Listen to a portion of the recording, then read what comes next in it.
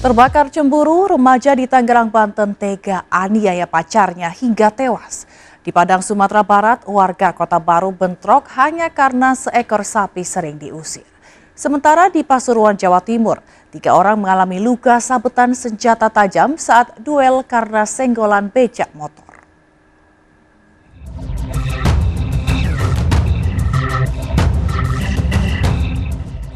Pemirsa, berhati-hatilah Anda berkenalan melalui media sosial. Salah-salah bukan kawan yang didapat, tapi justru lawan atau bahkan kematian. Itulah yang terjadi pada Susilawati, perempuan 21 tahun, warga Sindang Jaya, Kabupaten Tangerang, Banten. Kejadian ini bermula saat Susi mengenal dan menjalin hubungan asmara dengan MS alias I melalui media sosial Facebook. Saat pertemuannya yang ketiga, kedua pasangan ini memadu kasih di sebuah empang di Jalan Sasmita, Kelurahan Grendeng. Namun tak lama, MS terlibat adu mulut dengan Susi karena melihat pesan mesra dari mantan pacarnya. Usai menganiaya korban hingga pingsan, MS kemudian memendamkan tubuh pacarnya ini ke dalam empang. Jenazah Susi baru ditemukan warga 3 hari usai kejadian dengan kondisi membusuk. Setelah setengah bulan buron, MS alias I berhasil ditangkap polisi. Mendasari tersangka sampai melakukan perbuatan pembunuhan adalah satu latar belakang psikis yang sebetulnya tersangka pernah akan melakukan pernikahan tetapi kemudian batal. Alasan batal adalah karena pacar tersangka ini selingkuh. Modus yang dilakukan adalah ketika tersangka ini duduk di tepi empang bersama korban, kemudian langsung dilakukan pencegahan dan membekap mulut daripada korban. Sementara itu, MS alias I mengaku kilaf saat menganiaya Susilawati hingga tewas. Kilaf. Nyesel nggak? Iya. Iya. Nyesel ya? Kabur. Sama korban sempat ada janji mau nikah atau seperti apa gitu, Mas? Iya. Oh gitu memang. Udah ada janji mau nikah? Udah serius ya hubungannya ya? Terus habis ini kamu kenapa? Cemburu atau kenapa? Cemburu. itu pakai tangan kosong atau pakai alat? Tangan kosong. Mas, selama kabur pernah nggak dihantui sama ini? Tersangka dijerat pasal 340 KUHP tentang pembunuhan berencana dengan ancaman hukuman 15 tahun penjara. Dari Tangerang, Banten, Sukron, Ainus melaporkan.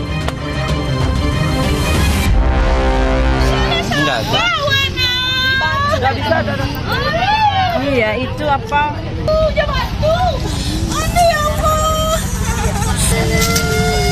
Wanita ini histeris melihat anaknya tergeletak di pinggir jalan raya Kota Baru, Kecamatan Lubek, Kota Padang, dengan sejumlah luka di tubuhnya.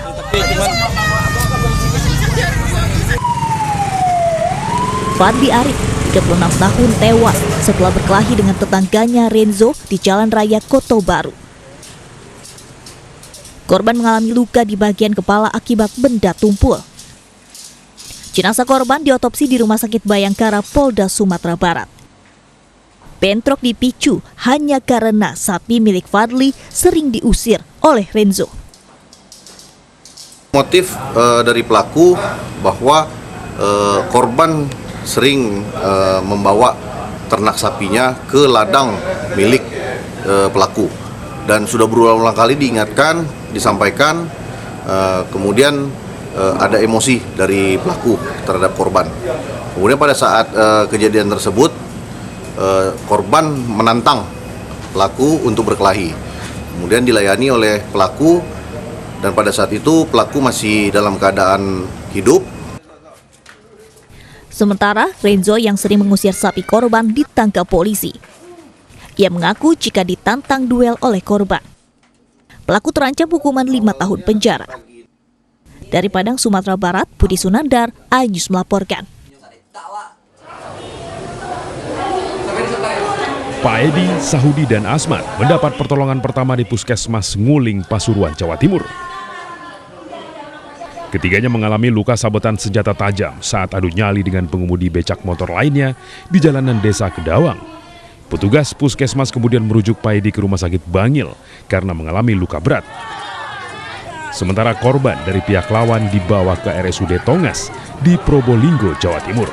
Menurut polisi, bentrok 3 lawan 4 itu terjadi akibat dendam lama setelah pengendara becak motor dari kedua pihak saling bersenggolan. Kayaknya terkait dengan motifnya dendam lama. Awalnya dari bentor itu seperti balapan gitu, pecok-pecokan. Kemudian sakit hati, berawal dari itu. Jadi awalnya sudah pernah jadi kasus, sudah disidik sama Polri, sekarang berbuntut lagi. Untuk mengantisipasi aksi susulan, polisi melakukan penjagaan di Desa Kedawang. Aparat terus mendalami motif bentrok antar warga tersebut. Dari Pasuruan, Jawa Timur, Jaka Samudra, Ainus melaporkan. Sepintas, daging ini tampak biasa saja. Namun ternyata 20 kg daging yang ditunjukkan oleh Reserse Kriminal Polres Cimahi ini merupakan daging yang telah dioplos dengan daging celeng. Polisi juga mengamankan 12 kg daging babi hutan atau celeng dan 120 kg daging sapi. Penjualan daging oplosan ini diotaki oleh pasangan suami istri yang telah ditetapkan sebagai tersangka. Polisi juga mengamankan 3 orang tersangka lain yang merupakan pedagang bakso dan pemilik rumah makan.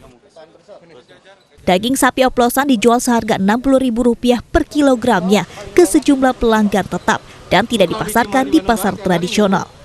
Bahwa tindakan ini atau perbuatan ini sudah dilakukan sejak dari tahun 2014. Yang bersangkutan memiliki 4 orang pelanggan. Yang pertama di daerah Purwakarta dengan pemesanan sebanyak 70 kg per bulan. Yang kedua di daerah Tasikmalaya dengan penjualan sebanyak 30 kg per bulan. Yang selanjutnya di daerah Cianjur juga 30 kg dan juga di daerah Bandung rumah makan ini sebanyak 40 kg per bulan. Para pelaku ditangkap di sejumlah lokasi berbeda. Rudi dan Titin ditangkap di rumah kontrakannya di kawasan Padalarang, Bandung Barat, sekaligus menjadi tempat praktek oplosan. Sementara pelaku lain, masing-masing Dadan, kemudian Ujang dan Jana, ditangkap di wilayah Cianjur, kemudian Tasikmalaya dan Purwakarta. Para pelaku diancam hukuman 5 tahun penjara dan dikenakan Undang-Undang Nomor 8 Tahun 99 tentang Perlindungan Konsumen. Dari Cimahi, Jawa Barat, Yuwono, Ainus melaporkan.